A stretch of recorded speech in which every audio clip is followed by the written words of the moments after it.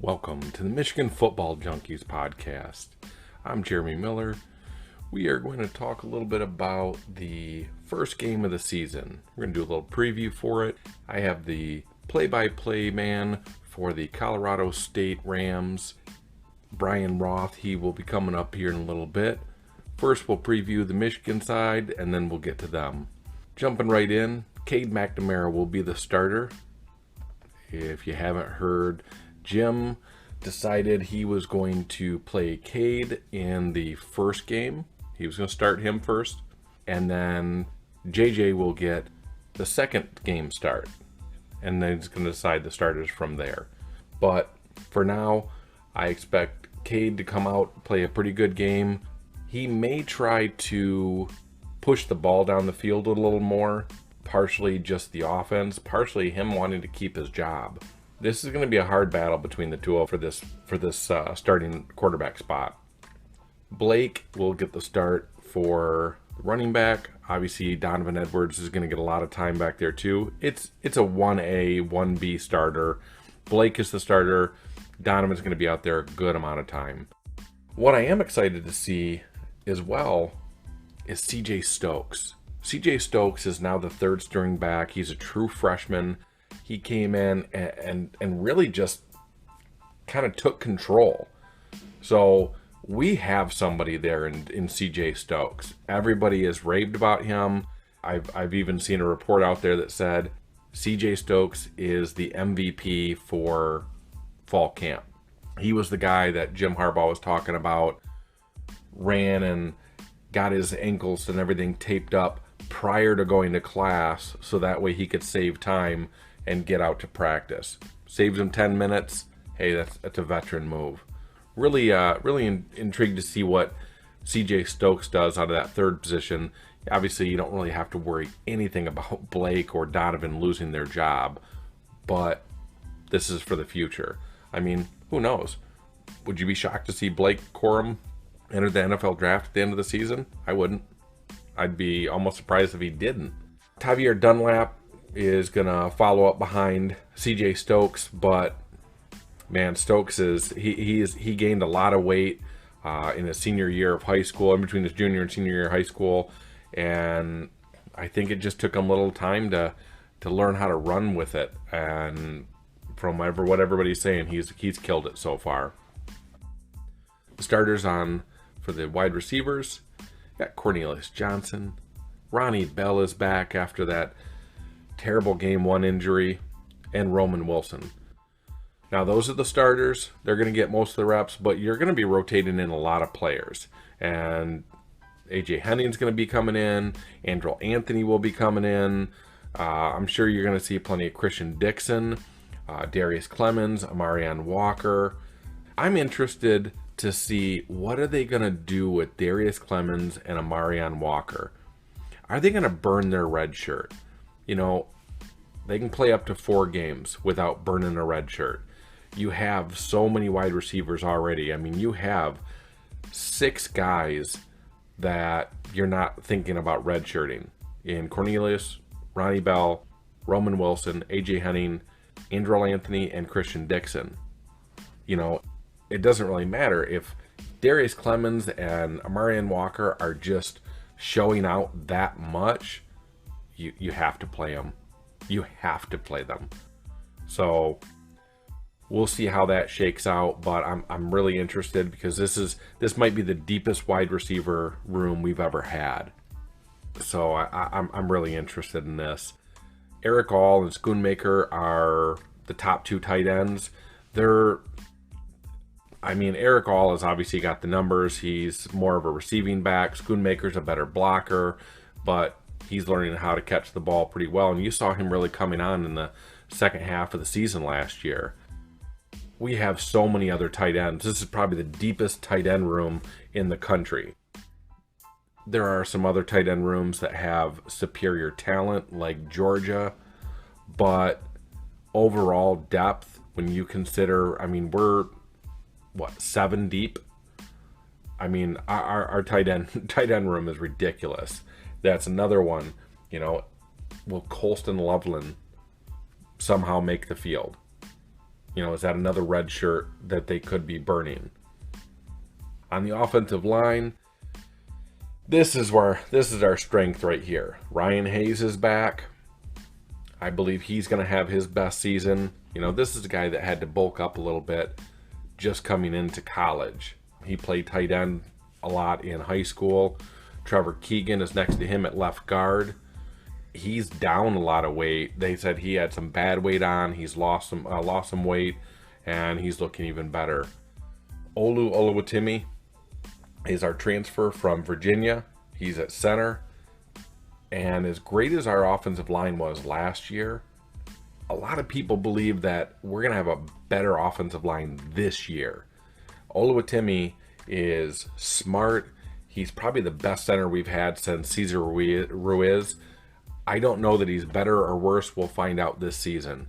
Zach Zinter, last year he started off with a club on his hand. So that's clearly, he's getting better and better as he goes. He probably has the highest future out of all of our starting offensive linemen. And then you have Trente Jones, who has taken the starting right tackle spot. So this could be better than last season. I'm very interested in the second string offensive line, though. This is something I'm going to watch very closely this season, especially in these first several games, because those are the games that you're really going to see a lot of those backups get in.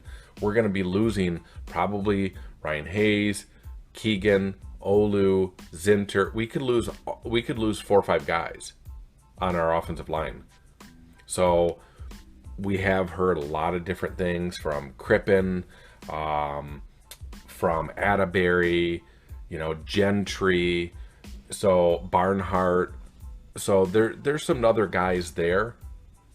I'm interested to see if any of these guys come back for their senior year, like Zinter, or do they take a COVID year? Every one of these guys that played in 2020, they can use that as a redshirt year. So be interested to see if anybody does that. Over to the defense. Coach Harbaugh has announced that Mason Graham will be starting in the base defense. That's a 3-4. So you would have 3 down linemen. It would be Mason Graham, Mozzie Smith, and Chris Jenkins. In this game, I don't believe that they're going to be running base defense a whole lot. So Mason Graham, in my opinion, is probably going to get subbed in and out on a rotation with those 2 interior defensive linemen, because I believe that they're going to be going in nickel most of the game. With Colorado State, you're talking air raid, they're going to be 3 to 4 wide every play. You're going to need an extra defensive back out there, so don't be surprised if you see that same 4-2 front, 2 guys standing up, rushing the passer, 2 interior defensive linemen, and 2 linebackers with 5 defensive backs. Mozzie Smith and Chris Jenkins are obviously those are going to be our top 2 defensive linemen that with their hand in the dirt. Our edge rushers are going to be a rotation, but Jalen Harrell is the first name mentioned, and he's somebody I've been raving about this whole offseason. He's the guy that kept Ojabo on the bench during running plays because he was that good at that. He just needs to learn how to rush the passer better. If you can get 5-6 sacks out of Jalen Harrell, I'm telling you right now, that's the guy's a starter, and he's not coming off the field very much. Mike Morris is another guy that everyone has raved about, and I get it. They have gone a little too far with is he the next Aiden Hutchinson? No, he's not. I think Mike Morris is really good. I thought he played a lot of great snaps last year. He made some big plays, even in the Ohio State game with, getting his hand on a couple balls and getting in on some pressure. But I believe he's going to be one of our best pass rushers this year. Taylor Upshaw, a lot of people believe will lead the team in sacks. I think he's going to be rotating in. He's going to be the David Ojabo type this year. But can he make Jalen Harrell sit down? We'll see. Linebackers will be Junior Colson and Nikyle Hill-Green. NHG will probably be a game time decision. He's got a little bit of an injury, but if this was Michigan State, Wisconsin, somebody like that, he's playing.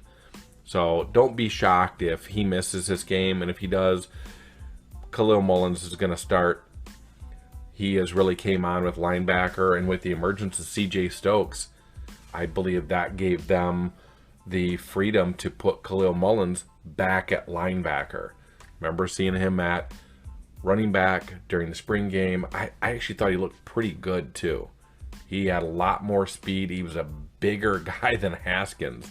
I'm not saying he would have been better than Haskins. He was just bigger. He actually looked faster than Haskins as well. So for a power running back, a short yardage guy, don't be shocked to still see Mullins potentially come in for some 3rd and 1s, some 4th and 1s, some goal to goes. Don't be shocked to see him potentially come in and take a few of those snaps. I still think the top 3 are Corum, Edwards, and CJ Stokes, but it's just a different type of running back. So this is another position I plan to watch a lot, as far as like the backups coming in these first several games, when you can rotate a lot of those 2nd and 3rd string players in, get them some playing time. That's actually something that I think I've been very critical of Michigan over the last 2 decades. How many times have you seen we're up by 3 touchdowns in the 4th quarter and they're still playing the damn starters? Get the backups in there. Let them get some experience. I hate that. Oh, hey, we're up 4 scores. Great. Sit the freaking starters down. Let these backups get in there. Let them get a little bit of experience. Learn how to play. Learn from their mistakes when they go in there and they watch film. So these linebackers are somebody that I'm really going to be watching, because past Nakau Hill Green, Junior Colson, Mullins, I mean, you've got some other guys like Velasquez. He's kind of a smaller linebacker. You've got Michael Barrett. He's bulked up a little bit, but he's kind of another guy that he's solid. But you know, I really want to see what Jamie Rolder's going to do, incoming true freshman. You've got Deuce Spurlock, and with those guys, I'm really interested to see what they're going to do. You know, are they going to be able to get on the field at all? So I'm really interested to see what happens with the backups on linebackers. Moving over to defensive back, your starting defensive backfield is going to be DJ Turner and Jamin Green on the outside. For the slot, Mike Sanderstill will be your starting nickel. I've only seen a little bit of Mike Sanderstill playing defensive back, a little bit of practice, a little bit of the spring game, but he has locked some people up, and the news out of camp, he's playing that position really well. You're talking about a guy that knows the routes, he's physical, he'll do anything to win the game. I really like those guys. You're looking at, probably Will Johnson's going to be the first one off the bench. R.J. Moten and Rod Moore, they're going to be your starting safeties. Moten really started to come on last year. Rod Moore, obviously, the back half of the season, he took over that other starting spot and was playing really well.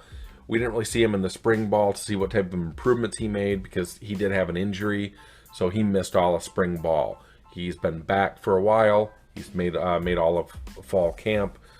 Really intrigued to see what Moten and Moore can do this year.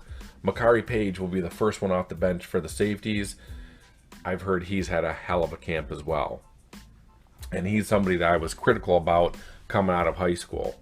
So I'm really glad to see him, starting to really turn it on in his 3rd season here with the Wolverines. Over to special teams, Jake Moody and Brad Robbins will handle all the kicking duties. I have no worries about that. They have done a phenomenal job last year, and I expect this year to be even better. For the punt return, you're looking at AJ Henning. He's going to be the number 1 guy up there. Roman Wilson and Joe Taylor, walk-on true sophomore Joe Taylor, will be handling the kick returns. I watched a little bit of Joe Taylor in high school. He's a 5'10", 5'9", 5'10", running back / wide receiver, and he's a walk-on. He has actually got a little bit more speed than you think. You start watching the tape, and from what I hear, he's gotten faster since coming to Michigan, and people project him as about a mid-4.4s guy. He's got some wiggle to him. I think he runs with the ball well. This is a guy that I would not be shocked to see him make it as a wide receiver on this team. I would not be surprised. He kind of reminds you of a Hunter Renfrow. I mean, this is poor man's Hunter Renfrow right here. He's just undersized. If he was an inch or two taller, 20 pounds heavier, I could see him, potentially coming in on that second, third string in game. But give it another year or so. Don't be shocked to see him in 2023 or 2024 make it a little move there in the wide receiver room. Now, that's not a knock on anybody that's there. I'm just saying I think he's got something there. There's something about Joe Taylor. But well, that's your starters and some of the backups for your Michigan team for this upcoming game against Colorado State. We're going to kick it over to listen to the interview with Brian Roth. Like I said, he is the play-by-play man for the Colorado State University Rams, and he is a phenomenal guy, super knowledgeable, and I love talking to him. Hope you guys enjoy it too. Okay, so next up we have Brian Roth, who is the play-by-play for the Colorado State Rams, who we will be facing this week in the Big House. Brian, how are you today? Good, Jeremy. Thanks for having me on. Absolutely, anytime. So tell me a little bit about yourself. I mean, how'd you get into this? How'd you get into the Colorado State Rams? Well, yeah, it's I'm a born and raised in Colorado. I grew up in the Denver metro area, and then I just wanted to be in sports somehow. And at school, I got into student radio at the University of Colorado, not Colorado State, but the University of Colorado. And then I kind of worked my way up and got a job at Colorado State in the early 2000s doing sidelines for football. I was doing the women's basketball stuff, working at the local radio station, and then just got promoted through the years. And this will be my 10th year as the voice of the Colorado State Rams here in Fort Collins, Colorado, which is an awesome place to live. So life is good. That's fantastic. So you went from a Buffalo to a Ram. Oh yeah. No, I got my college buddies that give me, a little gruff about that. And then the CSU folks, if you're in Fort Collins, they give me a little pushback on that as well. But, I've been doing CSU for long enough to where I think everybody knows where my allegiance lies here these days. Let's get into this upcoming game. You guys are changing over, and you got Coach Jay Norvell coming in. He seems like a guy who is, in my opinion, who's up and coming. I mean, especially with that offense he runs. I mean, it is full out attack.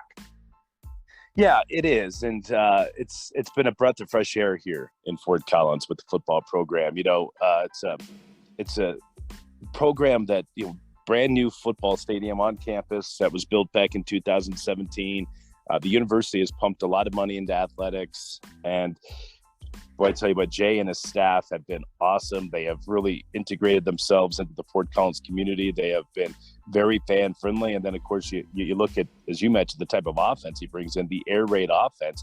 It's a Nevada team that really, I mean, when you look at their offensive numbers, they led the Mountain West Conference in passing every single year that Jay Norvell was there. And so they've had an explosive offense there. He brings that explosive mindset here offensively to Colorado State, and Ram fans are really excited. Now, what does that translate into here this year? We'll see. But I think most Ram fans are pretty bullish on the future for Colorado State football. Who is the offensive coordinator there? So the offensive coordinator is a guy named Matt Mumme, and his dad was Hal Mumme, who actually invented the air raid offense. And, there's a little bit of a Bill Walsh mixed in there with the West Coast offense. There's some LaVell Edwards, BYU stuff mixed in there as well. But, Hal Mumme used to be the head coach at the University of Kentucky back in the day, and then his son Matt Mumme has kind of come up through the coaching ranks, and so that's really, I mean, it's the ground zero for this air raid offense that Matt Mumme, his dad, started. He's adopted, and now Jay Norvell has adopted. So it should be an entertaining season for Colorado State fans. Yeah, and you look at you look at the Mountain West, and you look at Nevada, and you look at what their facilities look like. I mean, Nevada's facilities are not very good. But Jay Norvell went in there and led them to 4 straight bowl games, and really we're just a couple of games away from being a 10-2 team last year in Nevada. For him to be able to win at Nevada and bring in NFL type talent to Nevada is not easy to do. And so, he comes to Colorado State, and I think that's the prevailing thought from a lot of folks that cover the Mountain West Conference. And certainly it's the prevailing thought for Colorado State Ram fans that if Jay Norvell could do what he did at Nevada with limited resources and virtually, the maybe not the worst facilities in the Mountain West Conference, but close to, and then he comes to a place like Colorado State and a place like Fort Collins. So as far as with, they came over from Nevada, and they seem to bring a lot of players with them, notably being Clay Millen. Yeah, they did. And that's kind of the nature of college football these days, right? I mean, that really didn't happen up until like the last couple of years when of course the NCAA changed its transfer policy where you can get a one-time free transfer without sitting out a year. And it's interesting that, that's the way it kind of worked out. So, Jay brings his entire offensive staff here. Some of the defensive staff is new, but he brings the entire offensive staff over from Nevada. And, look, I mean, a lot of these guys, and you mentioned Clay Millen, the quarterback, who's going to be starting on Saturday at the Big House against Michigan. He was a former 4-star kid that they got to go to Nevada. It was a big-time recruit. And the reason why Clay Millen went to Nevada instead of, he had offers from Oregon, he was committed to Arizona, was thinking about going to Colorado, but he ended up getting him to go to Nevada. It was strictly because of the offensive style that they play. And as a quarterback, Clay Millen wants to put up, 35, 40 passes per contest, which he's going to do. So it was a no-brainer for a guy like Clay Millen when Jay Norvell leaves to kind of go with them. And that was the case with a lot of guys, and in particular offensive guys. 2 of the starting offensive linemen on Saturday will be from Nevada. The number 1 wide receiver for Colorado State, Tory Horton, came from Nevada. He's played the last 2 years in the air raid offense. A guy who, again, a lot of people that have watched him believe that he has a chance to be an NFL-type kid, kind of like Romeo Dobbs. So it's interesting that it's able to happen like that. 11 transfers from Nevada coming over to Colorado State with the coaching staff, and all of them are going to be impact players. And we talked to Jay Norvell about it, said, well, I'm just not going to bring the guys from Nevada just to bring them. If a kid is interested in coming and we believe he's going to be an impact player, then we're going to welcome him with open arms. You know what? But that's just the fact of life now. I mean, when you have an offense and you've committed to a school that runs a certain type of offense and you are comfortable with those coaches, it only makes sense that you'd want to follow those coaches, because what if they get, an Adazio type coach come in there, and now you're changing that whole offense and it doesn't even fit them anymore. So it completely makes sense that Clay and several of his teammates from Nevada would want to follow Coach Norvell to Colorado State. Well, Clay, I watched a little bit of film on him, including some stuff that was in practice. He really seems to be really taking control of that offense. How has he impressed you so far? Yeah, well, he just kind of has that air about him, just kind of, he understands he's the guy, and he was going to be the quarterback in Nevada if Jay Norvell had stayed there. And he was kind of the quarterback in waiting, backing up Carson Strong, who of course was the Mountain West Offensive Player of the Year this past season. And so he came over with the coaching staff, and the coaching staff thought about possibly bringing in a transfer quarterback, somebody with experience to kind of battle with Clay Millen. But after about the second week of spring football back in March, the coaching staff got together and said, look, this is our guy. I mean, he clearly has proved it, and said, we're not going to go out and try to find a transfer. We're going to put it all on him. And, Clay Millen, with his dad being a former NFL quarterback, was a really good quarterback at the University of Washington before he went to the NFL. he kind of has that pedigree, right? I mean, this is, kind of what he was built for. His older brother started his college career as a quarterback at Oregon. So, you have a quarterback type family, and he carries himself like that. And so, good size, 6'3", 215 pounds, has a very good arm, and of course has the smarts as well. Now, what's that going to look like here through the first 4, 5, 6 games of the season when really he hasn't played virtually any college football? And what's it going to look like when he goes into the big house in front of 107,000 fans against the top 10 Michigan team? I don't know. I mean, there's going to be some rough spots here this year, but I think the general consensus is that Clay Millen, but certainly by the time, you get into November here this season, is going to be a very good quarterback. All right. So with Clay Millen, obviously he's going to need some guys to throw to. You brought up Tory Horton. They also brought in Melquan Stovall from Nevada as well, and you have 2 returning starters in Dante Wright and Ty McCulloch. How are they adapting to those to this new system? Your previous starters. Yeah, I mean, I think the previous starters kind of got a new lease on their college football life.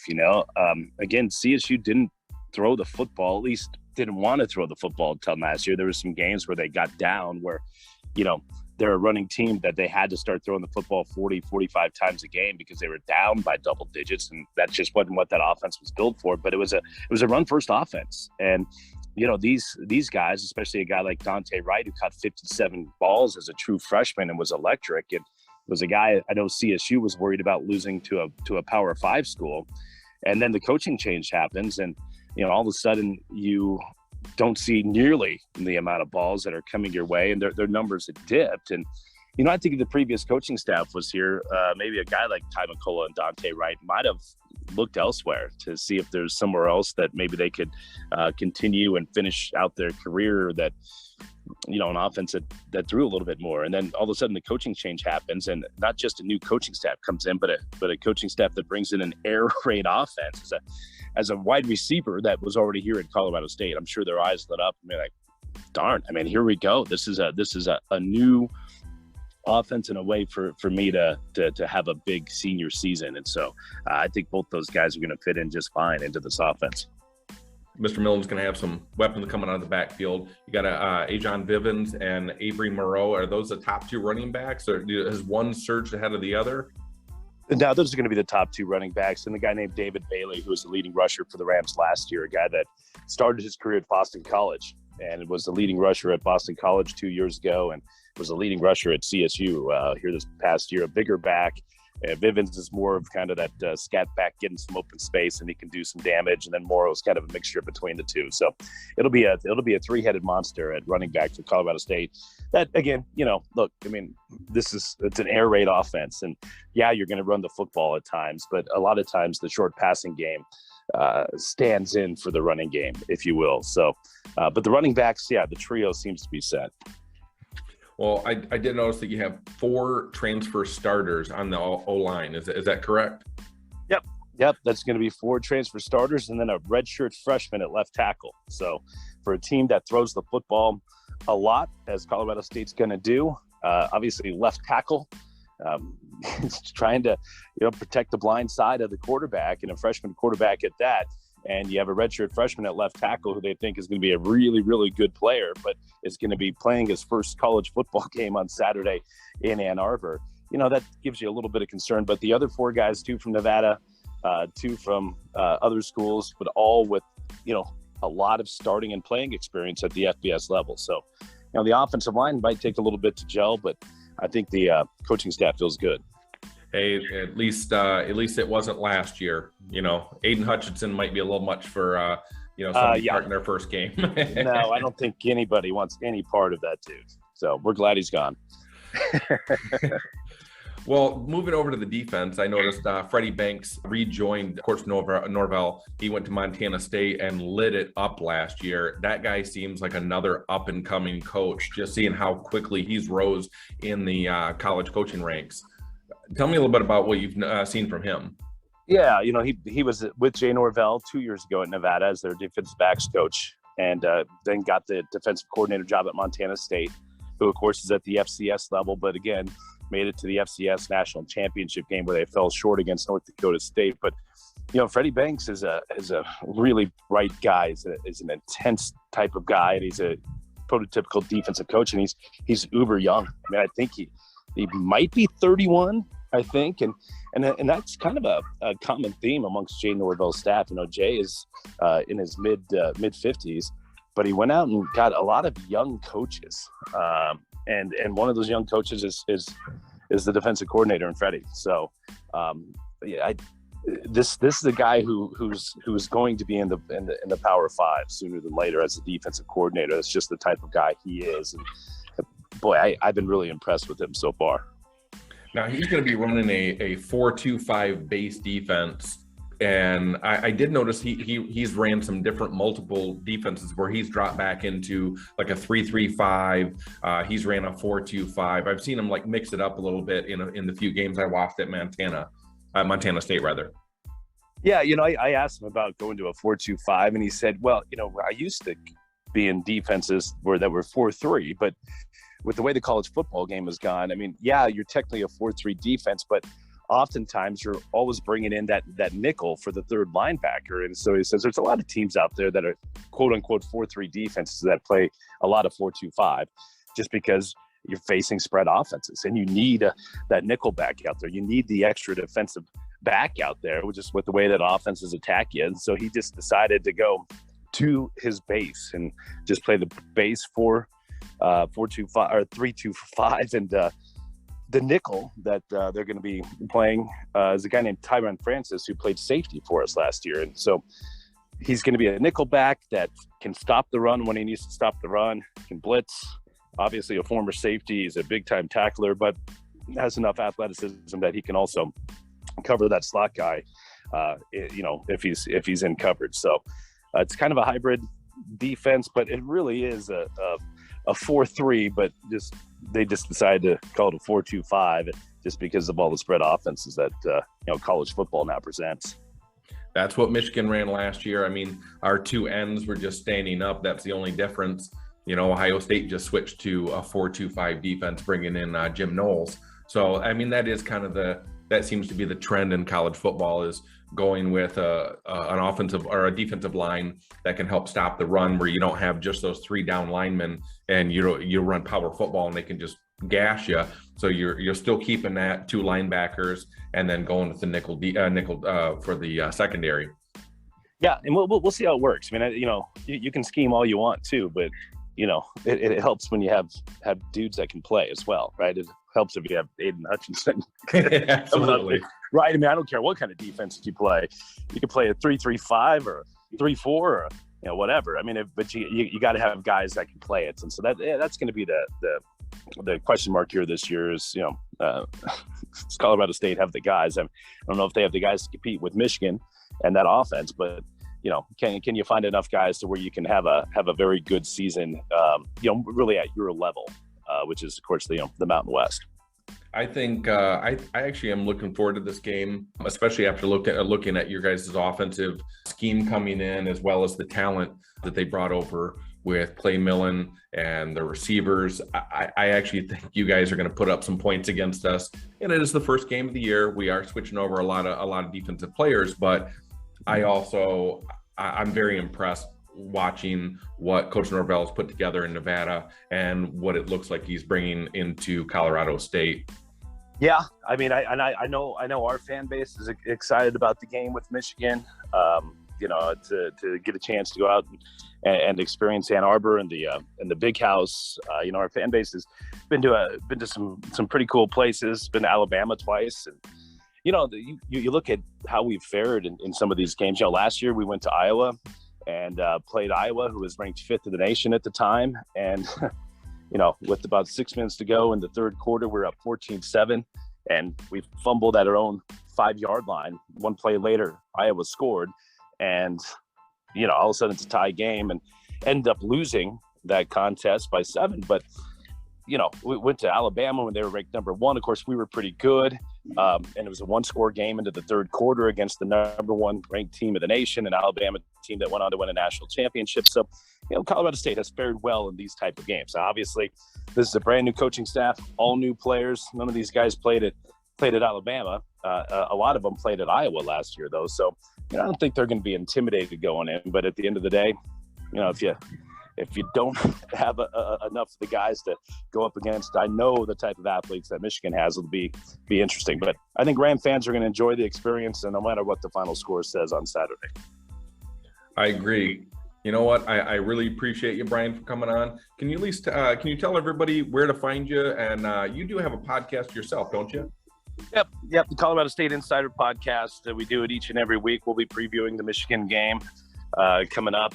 So yeah, you can go to CSURams.com. That's the official athletics website, and it lives under the podcast banner there. And yeah, I'm on Twitter at Brian H. Roth. So be tweeting a little bit about the game and about the trip out to Ann Arbor. So we greatly appreciate you coming on. You're extremely knowledgeable. You're fantastic. We really appreciate it. Yep. Thank you, Jeremy. Appreciate you having me on. Absolutely. It's great.